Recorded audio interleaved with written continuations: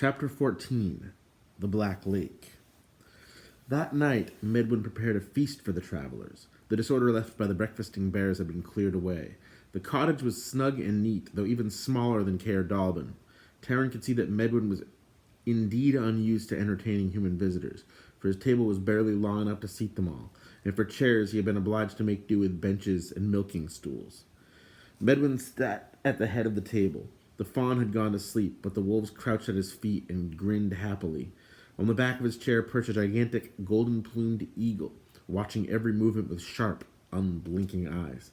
Fluter, though still apprehensive, did not allow his fear to affect his appetite. He ate enough for 3, without showing the least sign of becoming full. But when he asked for another portion of venison, Medwin gave a long chuckle and explained to the amazed Fluter it was not meat at all, but vegetables prepared according to his own recipe. "Of course it is," Islandwy told the bard. "You wouldn't expect him to cook his guests, would you? That would be like asking someone to dinner and then roasting him. Really, I think bards are as muddled as assistant pig keepers. Neither of you seems to think very clearly." As much as he welcomed food and the chance to rest, Terran was silent throughout the meal, and continued so when he retired to his nest of straw. Until now, he had never imagined Hen Wen might not be alive. He had spoken again with Medwin, but the old man could give him no assurance. Wakeful, Terran left the byre and stood outside looking at the sky. In the clear air, the stars were blue-white, closer than he had ever seen them. He tried to turn his thoughts from Hen Wen. Reaching Caer Dathel was a task he had undertaken, and that in itself would be difficult enough. An owl passed overhead, silent as ashes. The shadow appearing noiselessly behind him was Medwin. "Not asleep?" Medwin asked. "A restless night is no way to begin a journey." "It is a journey I'm eager to end," Terran said. "There are times when I fear I shall not see Caer Dallben again." "It is not given to men to know the ends of their journeys," Medwin answered.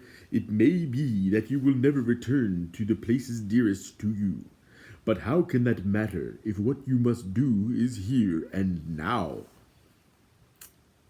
"That's a bit better to carry, I think." "I think," said Terran longingly, "that if I knew I were not to see my own home again, I would be happy to stay in this valley." "Your heart is young and uninformed," Medwin said. "Yet if I read it well, you are of the few I would welcome here. Indeed, you may stay if you so choose. Surely you can entrust your task to your friends." "No," said Terran after a long pause. "I've taken it myself through my own choice." "If that is so," answered Medwin, "then you can give it up through your own choice." From all over the valley, it seemed to Terran, there came voices urging him to remain. The hemlocks whispered of rest and peace. The lake spoke of sunlight lingering in its depths, the joy of otters at their games. He turned away. "No," he said quickly, "my decision was made long before this." "Then," Medwin answered gently, "so be it." He put a hand on Terran's brow. "I grant you all that you will allow me to grant. A night's rest. Sleep well." Terran remembered nothing of returning to the byre or falling asleep, but he rose in the morning, sunlight refreshed and strengthened. Islandwy and the bard had already finished their breakfast, and Terran was delighted to see that Gurgi had joined them. As Terran approached, Gurgi gave a yelp of joy and turned gleeful somersaults. "Oh, joy!" he cried. "Gurgi is ready for new walkings and stockings, oh yes! And now seekings and peekings! Great lords have been kind to happy, jolly Gurgi!" Terran noticed Medwin had not only healed the creature's leg, but had also given him a bath and a good combing. Gurgi looked only half as twiggy and leafy as usual. In addition, as he saddled Mellingar, Terran found that Medwin had packed the saddlebags with food and included warm cloaks for all of them. The old man called the travelers around him and seated himself on the ground. "The armies of the Horned King are now a day's march ahead of you," he said. "But if you follow the paths I shall reveal and move quickly, you may regain the time you have lost. It is even possible for you to reach Caer Dathel a day, perhaps 2 before them. However, I warn you, the mountain ways are not easy. If you prefer, I shall tell you on a path toward the valley of Ystrad once again. Then we'd be following the Horned King, Terran said. There'd be less chance of overtaking him and much danger, too. Do not think the mountains are not dangerous, Medwin said, though it is danger of a different sort. A flam thrives on danger, cried the bard. Let it be mountains or the Horned King's host. I fear neither, not to any great extent, he added quickly. We shall risk the mountains, Terran said. For once, Eileen interrupted, you've decided the right thing. The mountains certainly aren't going to throw spears at us, no matter how dangerous they are. I really think you're improving. Listen carefully, then, Medwin ordered. As he spoke, his hands moved deftly in the soft earth before him, molding a tiny model of the hills, which Terran found easier to follow than Fluter's map scratchings. When he finished, and the traveler's gear and weapons were secured on Melangar's back, Medwin led the group from the valley. As closely as Terran observed each step of the way, he knew the path to Medwin's valley would be lost to him as soon as the ancient man left them. In a little while, Medwin stopped. Your path now lies to the north, he said, and here we shall part. And you, Terran of Caerdalbin, whether you have chosen wisely, you will learn from your own heart. Perhaps we shall meet again, and you will tell me. Until then, farewell. Before Terran could turn and thank Medwin, the white-bearded man disappeared, as if the hills had swallowed him up, and the travelers stood by themselves on a rocky, wind-swept plateau. Well, said Fluter, hitching up the harp behind him, I somehow feel as if that if we meet any more wolves, I'll know we're friends of Medwin. That first day's march was less difficult than Terran had feared. This time he led the way, for the bard admitted after a number of harp strings had snapped that he had not been able to keep all Medwin's directions in his head.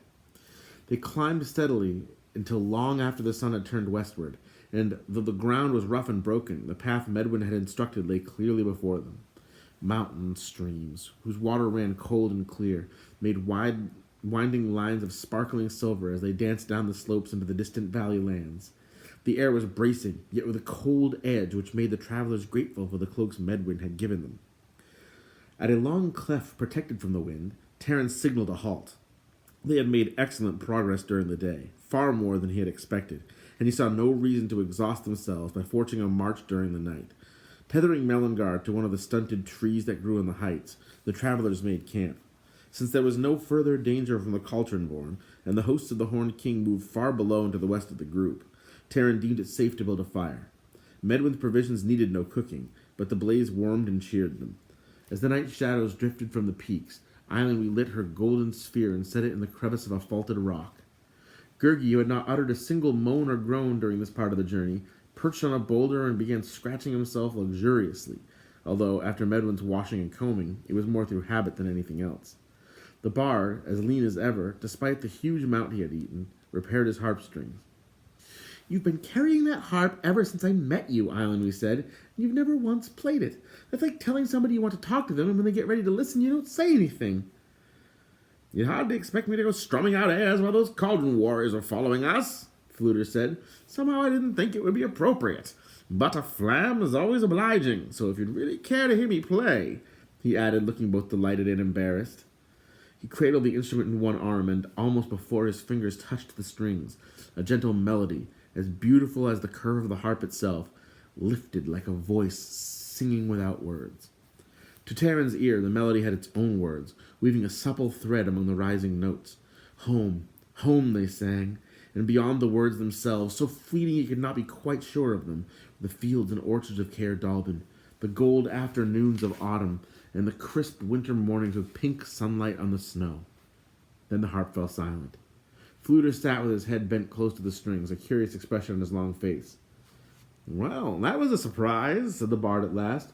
I had planned something a little more lively, the sort of thing a war leader always enjoys. To put us in a bold frame of mind, you understand.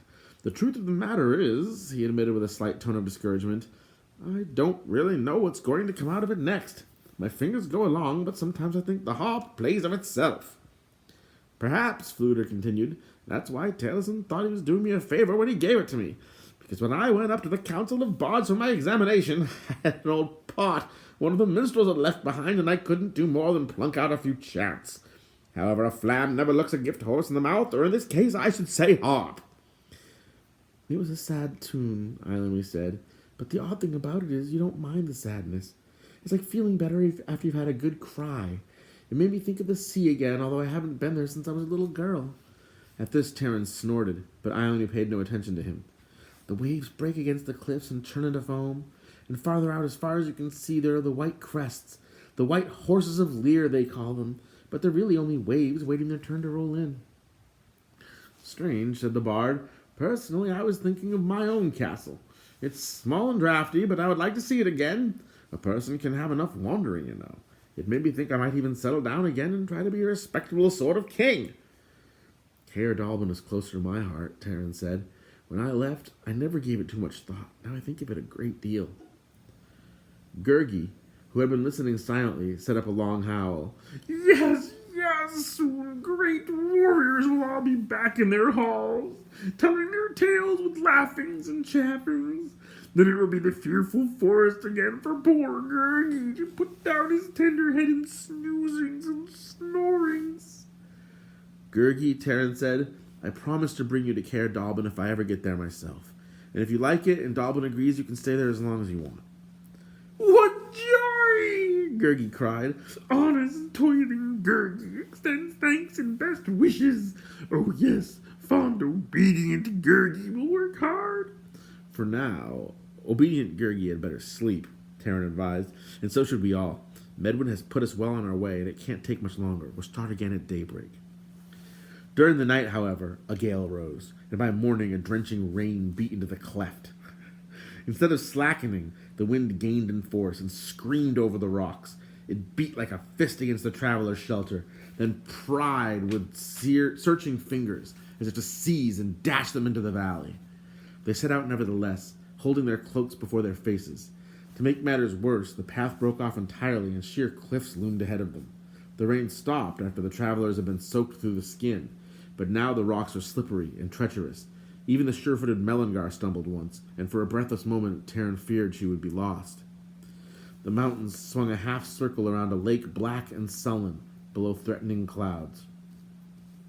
Terran halted on an outcropping of stone and pointed toward the hills at the far side of the lake. According to what Medwin told us, he said to the bard, we should make for that notch, all the way over there. But I see no purpose in following the mountains when we can cut almost straight across. The lake shore is flat, at least, where here it's getting practically impossible to climb. Fluter rubbed his pointed nose. Even counting the time it would take for us to go down and come up again, I think we should save several hours. Yes, I definitely believe it was worth trying. Medwin didn't say a word about crossing valleys, Eileen put in. He didn't say anything about cliffs like these, answered Terran. They seem nothing to him, but he's lived here a long time. For us, it's something else again. If you don't listen to what somebody tells you, Eileen remarked, it's like putting your fingers in your ears and jumping down a well. For an assistant pig keeper who's done very little traveling, you suddenly know all about it. Who found the way out of the barrow? Terran retorted. It's decided. We crossed the valley. The descent was laborious, but once they had reached level ground, Terran felt all the more convinced they would save time. Holding Mellingar's bridle, he led the group along the narrow shore. The lake reached closely to the base of the hills, obliging Terran to splash through the shallows. The lake, he realized, was not black in reflection of the sky. The water itself was dark, flat, and as grim and heavy as iron. The bottom, too, was as treacherous as the rocks above. Despite his care, Terran lurched and nearly got a dunking. When he turned to warn the others, to his surprise he saw Gurgi in water up to his waist and heading toward the center of the lake. Fluter and Eileen were also splashing farther and farther from land. Don't go through the water, Terran called. Keep to the shore. Wish we could, the bard shouted back, but we're stuck somehow. There's a terribly strong pull. A moment later, Terran understood what the bard meant. An unexpected swell knocked him off his feet, and even as he put out his hands to break his fall, the black lake sucked him down. Beside him, Mellingar thrashed her legs and whinnied. The sky spun overhead. He was pulled along like a twig in a torrent. Eileen shot past him. He tried to regain his footing and catch her. It was too late. He skimmed and bobbled over the surface. The far shore would stop them, Terran thought, struggling to keep his head above the waves. A roar filled his ears. The middle of the lake was a whirlpool, clutching and flinging him into the depths.